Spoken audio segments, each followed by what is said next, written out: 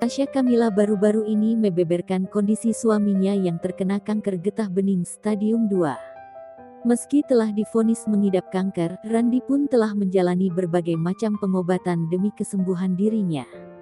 Alhamdulillah Randi sudah selesai semua treatmentnya.